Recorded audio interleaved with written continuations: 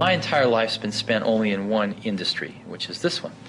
But I've been in it now for about 15 years, and I've seen a lot of people make a lot of things. I've seen a lot of people fail a lot of things. And my point of view on this, or my observation, is that the doers are the major thinkers. The people that really create the things that change this industry are both the thinker-doer in one person. And if we really go back and we examine, did Leonardo have a guy off to the side that was thinking 5 years out in the future what he would paint or the technology he would use to paint it? Of course not. Leonardo was the artist, but he also mixed all his own paints. He also was a fairly good chemist, knew about pigments, knew about human anatomy, and combining all of those skills together, the art and the science, the thinking and the doing, was what resulted in the exceptional result. And there is no difference in our industry. The people that have really made the contributions have been the thinkers and the doers. A lot of people, of course, it's very easy to take credit for the thinking. The doing is more concrete, but it's very easy for somebody to say, oh, I thought of this 3 years ago. But usually when you dig a little deeper, you find that the people that really did it were also the people that really worked through the hard intellectual problems as well. We try to hire really smart people, but we have a very simple organization, and we try to focus and do very few things well. And focusing's hard because focusing doesn't mean saying yes, it means saying no. So we decide not to do a lot of things so we can focus on a few handfuls of things and do them well. And I think everybody working at a company wants to do something great. They want to be excited about what they're working on. And they want to be recognized for it if they do a really great job. So we just try to allow people to do the best work of their lives at Apple and get it out to 25 million customers that we have. And that's very exciting. And when you're working on something and if this works out, up to 25 million people are going to use this. It's very motivating.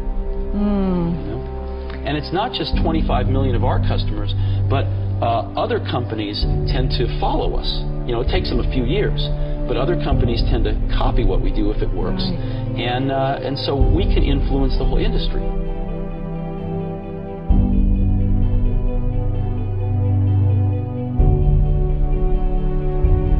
When I was a young kid, there was a widowed man that lived up the street. And he was in his 80s. He's a little scary looking. And I got to know him a little bit. I think he might have paid me to mow his lawn or something. And one day he said, come on into my garage, I want to show you something. And he pulled out this dusty old rock tumbler. It was a motor and a coffee can and a little band between them. And he said, come on with me. We went out to the back and we got just some rocks, some regular old ugly rocks. And we put them in the can with a little bit of liquid and a little bit of grit powder. And we closed the can up and he turned this motor on. He said, come back tomorrow. And his can was making a racket as the stones went around.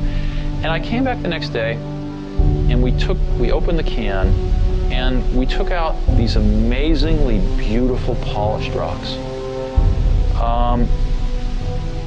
The same common stones that had gone in through rubbing against each other like this, creating a little bit of friction, creating a little bit of noise, had come out these beautiful polished rocks. And that's always been in my mind my metaphor for a team working really hard on something they're passionate about is that it's through the team, through that group of incredibly talented people bumping up against each other, having arguments, having fights sometimes, making some noise, and working together, they polish each other. And they polish the ideas, and what comes out are these really beautiful stones. So it's hard to explain, and it's certainly not the result of one person. I mean, people like symbols, so I'm the symbol of certain things, but it really was a team effort on the Mac. One of the things that really hurt Apple was after I left, John Sculley got a very serious disease. And that disease, I've seen other people get it too. it's the disease of thinking that a really great idea is 90% of the work. And that if you just tell all these other people, you know, here's this great idea, then of course they can go off and make it happen. And the problem with that is that there's just a tremendous amount of craftsmanship in between a great idea and a great product. And as you evolve that great idea, it changes and grows. It never comes out like it starts, because you learn a lot more as you get into the subtleties of it. And you also find there's tremendous trade-offs that you have to make. I mean, you know, there are just certain things you can't make electrons do. There are certain things you can't make plastic do or glass do. And as you get into, or factories do, or robots do. And as you get into all these things, designing a product is keeping 5,000 things in your brain, these concepts, and fitting them all together in kind of continuing to push to fit them together in new and different ways to get what you want. And every day you discover something new that is a new problem or a new opportunity to fit these things together a little differently. And it's that process that is the magic. There needs to be someone who is sort of the keeper and reiterator of the vision. Because there's just a ton of work to do. And a lot of times, you know, when you have to walk 1,000 miles and you take the first step, it looks like a long ways. And it really helps if there's someone there saying, well, we're one step closer. You know, the goal definitely exists. It's not just a mirage out there. So in 1,001 little and sometimes larger ways, the vision needs to be reiterated. I do that a lot. And it'll all work itself out. A lot of people come to me and they say, well, I want to be an entrepreneur. And I go, oh, that's great. What's your idea? And they go, well, I don't have one yet. And I say, well, I think you should go get a job as a busboy or something until you find something you're really passionate about, because it's a lot of work. And I'm convinced that about half of what separates the successful entrepreneurs from the non-successful ones is pure perseverance. It is so hard. You pour so much of your life into this thing. There are such rough moments in time that most people give up. I don't blame them. I mean, it's really tough, and it consumes your life. I mean, if you've got a family and you're in the early days of a company, I can't imagine how one could do it. I'm sure it's been done, but it's rough. I mean, because it's pretty much an 18-hour-a-day job, 7 days a week for a while. So, unless you have a lot of passion about this, you're going to not survive. You're going to give it up. So you got to have an idea, or a problem, or a wrong that you want to right, that you're passionate about. Otherwise, you're not going to have the perseverance to stick it through. And I think that's half the battle right there. Now that's why you need to do it young. Now that's why we started Apple. We said, you know, we have absolutely nothing to lose. I was 20 years old at the time. Woz was 24 or 5. So we have nothing to lose. I mean, we have no families, no children, no houses. Woz had an old car.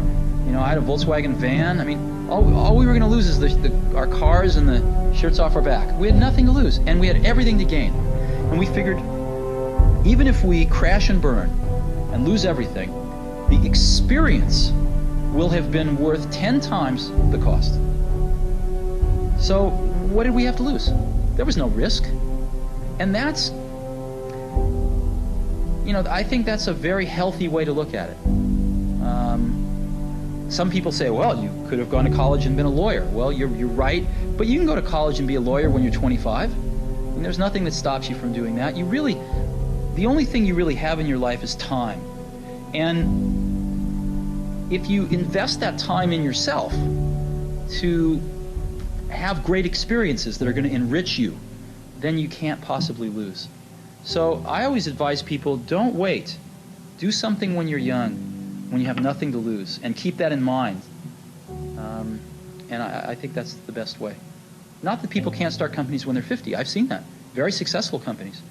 But it's a lot easier when you're young and have nothing to lose and don't have the responsibilities to other people that you will acquire later on in your life. It's hard to remember how bad it was, you know, in early 80s, with IBM taking over the world with the PC, with DOS out there. it was far worse than the Apple II. They tried to copy the Apple II, and they'd done a pretty bad job, and you needed to know a lot. And so things were kind of slipping backwards. And Macintosh was, you saw the 1984 commercial. I hope you have that in your archives. You know, Macintosh was basically this this relatively small company, you know, in Cupertino, California, taking on the Goliath, IBM, and saying, wait a minute, your way is wrong. This is not the way we want computers to go. This is not the legacy we want to leave. This is not what we want our kids to be learning. This is wrong, and we are going to show you the right way to do it. And here it is. It's called Macintosh, and this is so much better that it's going to beat you. And we are going to do it. And that's what Apple stood for.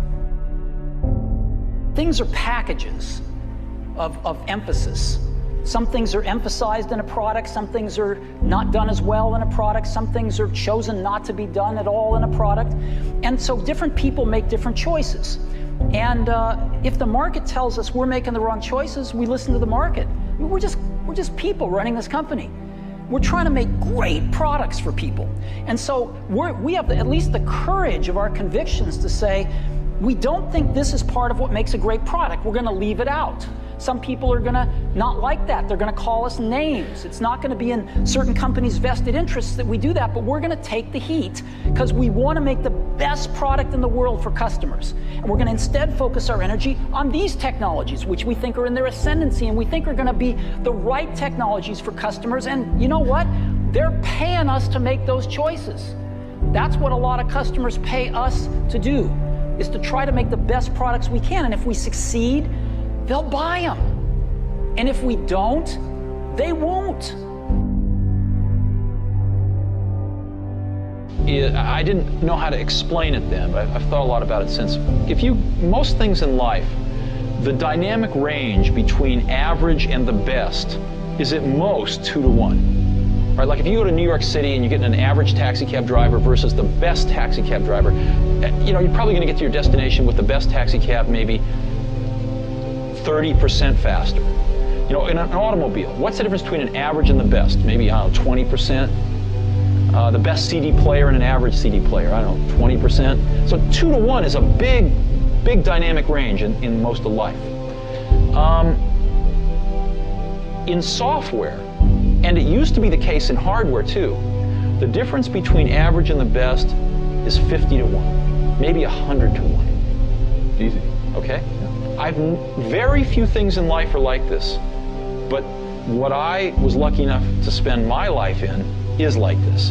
And so I've built a lot of my success off finding these truly gifted people and not settling for B and C players, but really going for the A players. And I found something.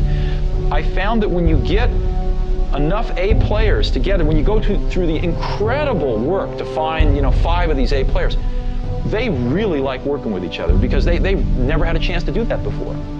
And they don't want to work with B and C players, and so it becomes self-policing, and they only want to hire more A players.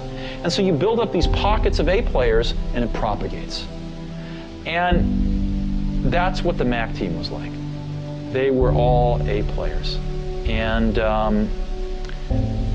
these were extraordinarily talented people.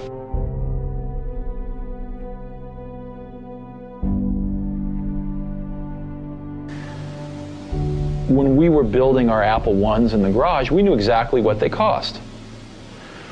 When we got into a factory in the Apple II days, the accounting had this notion of a standard cost, where you'd kind of set a standard cost, and then at the end of a quarter, you'd adjust it with a variance. And I kept asking, well, why do we do this? And the answer was, well, that's just the way it's done. And after about 6 months of digging into this, what I realized was the reason you do it is because you don't really have good enough controls to know how much it costs. So you guess, and then you fix your guess at the end of the quarter. And the reason you don't know how much it costs is because your information systems aren't good enough. So, but nobody said it that way. And so later on, when we designed this automated factory for Macintosh, we were able to get rid of a lot of these antiquated concepts. and know exactly what something cost to the second. So in business, a lot of things are, I call it folklore. They're done because they were done yesterday and the day before. And so what that means is if you're willing to sort of ask a lot of questions and think about things and work really hard, you can learn business pretty fast. It's not the hard. It's not rocket science. It's not rocket science, no.